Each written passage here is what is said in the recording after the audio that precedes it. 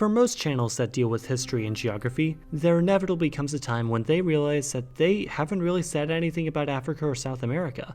Now, I've definitely talked a good deal about Africa in the past, but I haven't really talked much about South America. You know, my own neighbors. Conveniently, however, there is an interesting alliance happening down there, in the form of Mercosur, or Mercosur if you speak Portuguese. However, judging from the polls that I put out on Instagram and Twitter earlier last week, it seems most of you don't really know about this organization.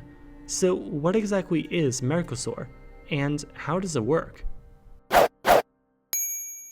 Mercosur, short for Mercado Común del Sur, or the Southern Common Market in English, is a trade bloc comprising much of South America.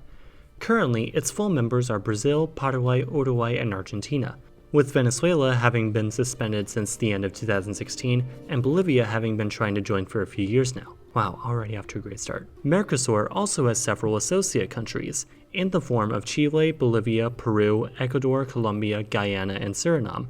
This whole bloc thus effectively comprises every single country in South America except France.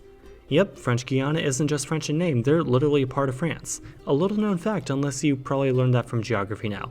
Wait, hang on, just how many of you watch Geography Now? Yeah, that sounds about right. Mercosur was established with the Treaty of Asuncion in 1991, and furthermore with the Protocol of Rio Preto in 1994.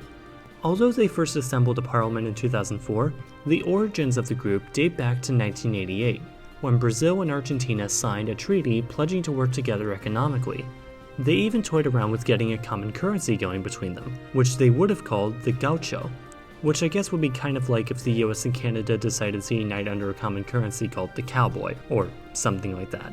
But yeah, that idea just kind of ended up being entirely shelved after neither country really bothered to do much with it. However, nowadays, Mercosur's headquarters are situated in Montevideo, Uruguay, and their three official languages are Spanish, Portuguese, and Guarani, an indigenous language spoken throughout Paraguay and Bolivia. However, it should be noted that most information and meetings are, in practice at least, given in Spanish and Portuguese. Mercosur's exact reasons for existing have shifted quite a bit over the years, but it is generally best described as a kind of trading bloc. It is currently defined as a customs union, which allows for free trade amongst its members. To an extent, there is also freedom of movement for citizens of Mercosur countries.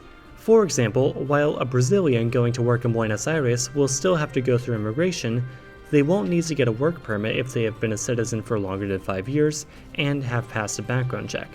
The requirements also say if you were born a citizen, but really, how many 5-year-olds are looking for jobs in another country? Additionally, they can also claim lawful permanent resident status at any time, and they don't even need a passport to enter, just their national ID card. This is also true for citizens of associated states, aside from the permanent resident stuff. Combined, the core Mercosur countries have a population of around 290 million, most of which is quite interestingly made up of Brazil's massive population of over 200 million. Although Argentina is certainly nothing to sneeze at either, as is Venezuela, if we are going to count them at this time, with Paraguay and Uruguay neatly filling out the charts. Mercosur's countries also boast some very impressive cities, by the likes of Rio de Janeiro, Sao Paulo, Buenos Aires, Montevideo, and many others. Mercosur's combined GDP is also an impressive $3.5 trillion, which would put a united Mercosur in 5th place just behind Germany. Mercosur itself also, of course, has foreign relations. For one, the main 4 countries are also associate states of the Andean community, with the groups having signed free trade agreements with each other. Mercosur has also signed free trade agreements with Egypt, Lebanon, Israel, and Palestine, and they are also currently finishing up a similar agreement with the European Union.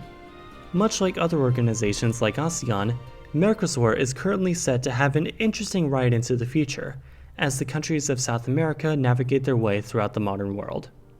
As always, please be sure to support this video by giving it a like, sharing it, and subscribing to learn something new every Sunday.